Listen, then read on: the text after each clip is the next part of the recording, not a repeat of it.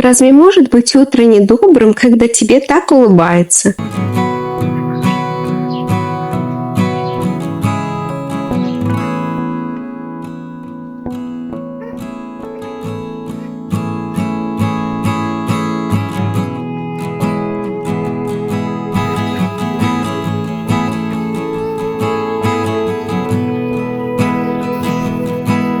Любоваться садом можно бесконечно. Но сегодня у нас есть дела поважнее.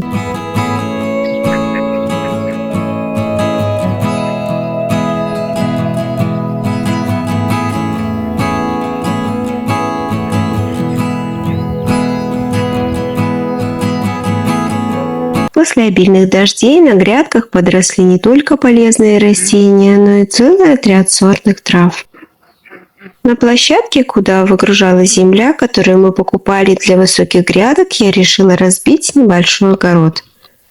Даже не пришлось много копать. Грех было не воспользоваться.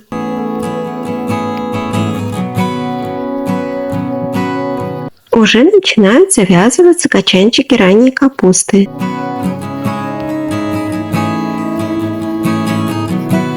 А это ранние сорта томатов, любаша и поранет. Я не знаю точно, где какие, пока я их везла с рынка домой, они все перемешались.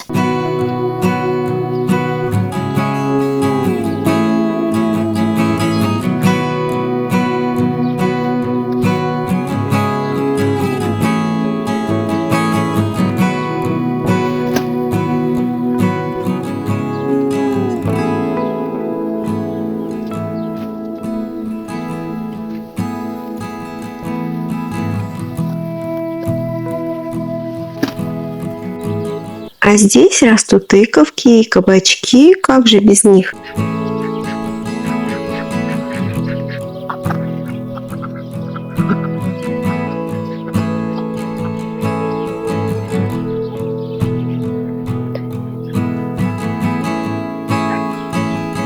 А это мои высокие грядки, и на некоторых из них мне пришлось делать бортики. Уточки так обрадовались замечательному росту свеклы и салата, что стали запрыгивать на грядку, чтобы немедля собрать урожай. Бортики даже немного украсили грядку, но и я, и уточки быстро осознали, что для них это не помеха, и пришлось грядку затянуть агроволокном. Это, скажем честно, лишило моей грядки нотки элегантности, но я очень надеюсь, что это позволит нам сохранить урожай свеклы и салата.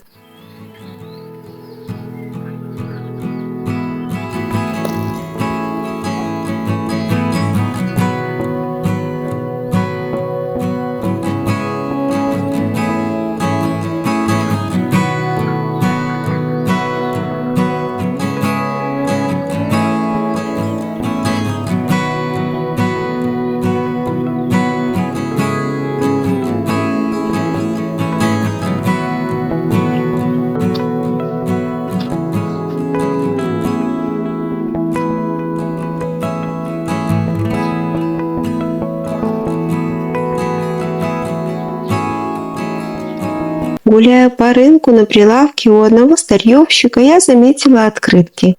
Мне захотелось приобрести несколько на память о прошлом. Этот милый нарцисс так похож на те, которые появились в моем саду. Бравый гусар, поздравляющий нас всех с праздником.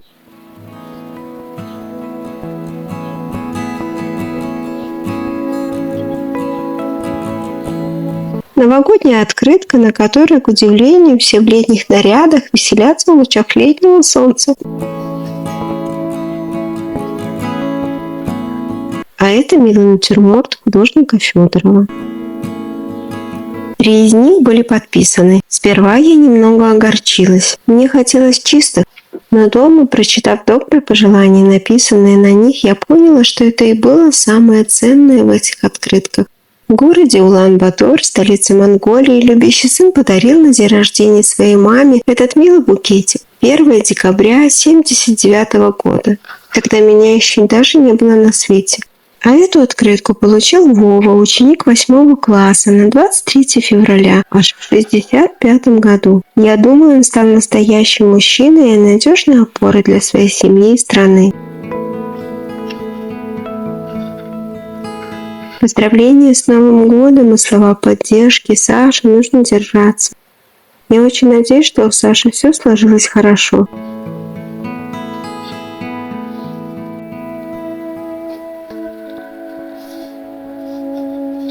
Вдохновившись этими добрыми пожеланиями, я тоже решила оставить свой маленький привет в виде открытки. Кто знает, может, через много-много лет она заставит кого-то по-доброму улыбнуться.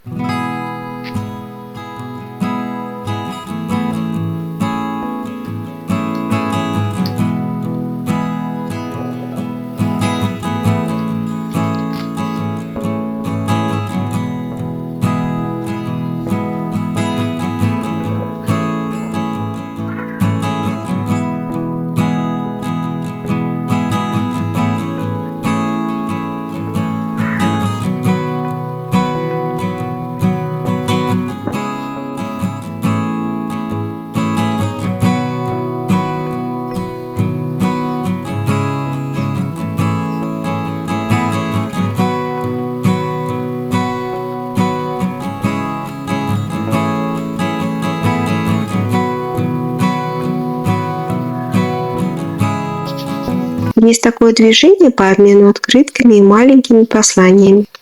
Оно называется посткроссинг. Это целый вид искусства по украшению конвертов и самих посланий различными картинками, марками и прочими милыми штучками. Я в этом деле как еще не родившийся младенец, поэтому мое послание будет более чем скромным. Но я надеюсь, оно порадует одну милую девушку из уютного польского города Лодзь. Я знаю, она его уже ждет.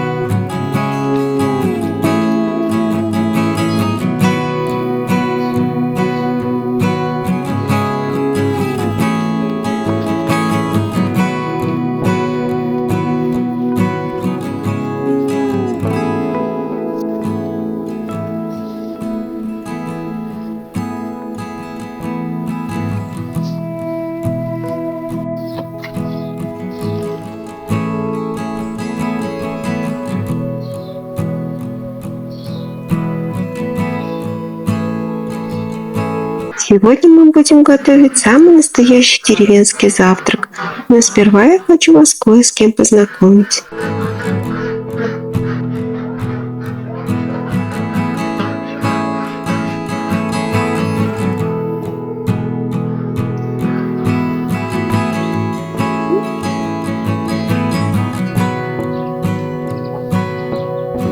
Четыре маленьких пушистых комочка. Милана решила, что этих котят назовет исключительно именами королей и императоров. Будьте любезны познакомиться. Наполеон.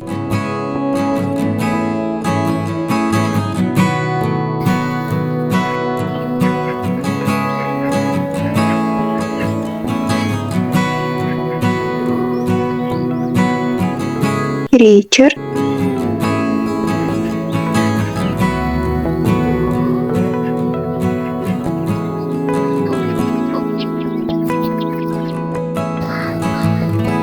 Людовик.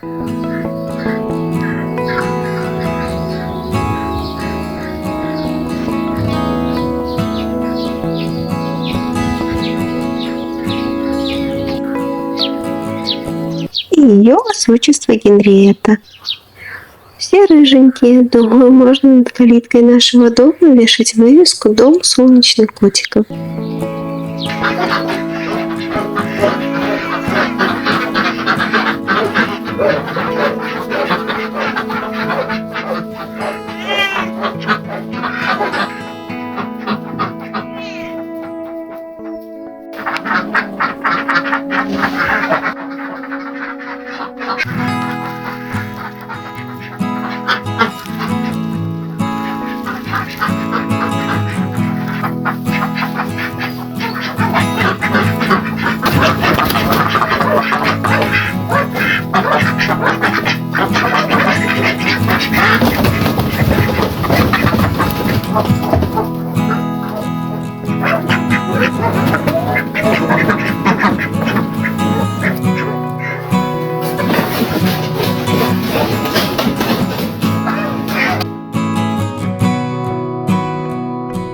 Эти рыжие утки до сих пор меня боятся так, как будто я каждый день съедаю по утке прямо у них на глазах.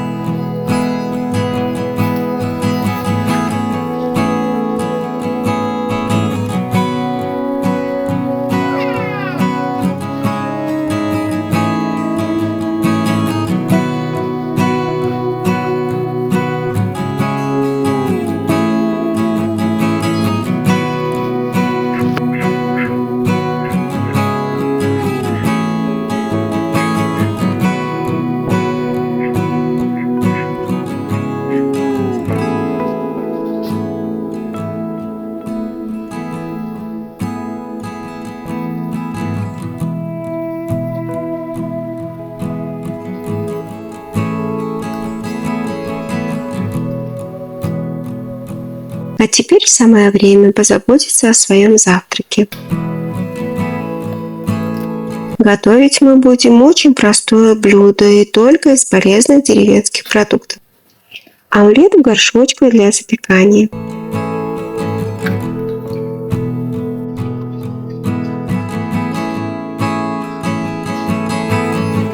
В яйца добавляем соль и немного взбиваем.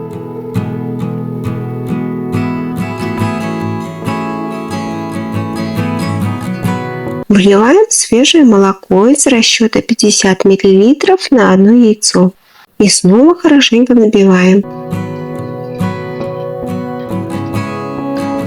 Будет лучше и быстрее, если вы сделаете это миксером. Омлетную смесь наливаем в керамические горшочки для запекания. Но это может быть и противень, и обычная сковорода, смазанная растительным маслом. Горшочки смазывать не обязательно.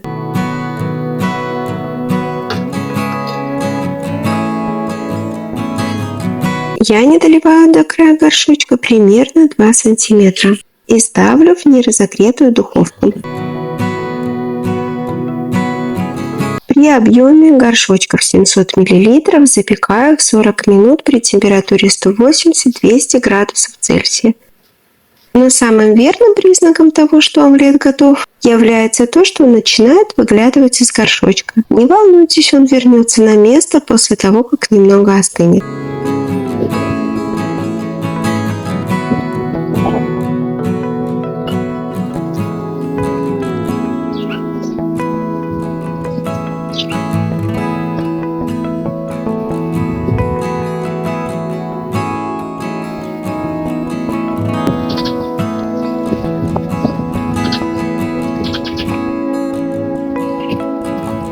Чудесным дополнением к завтраку будет ароматный чай из свежих листьев мяты, цветов шалфея и ромашки. Нежность утреннего ветра и веселое щебетание птиц.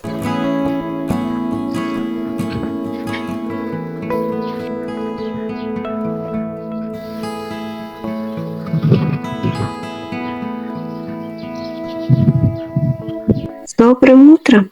И спасибо за то, что встретили его вместе со мной.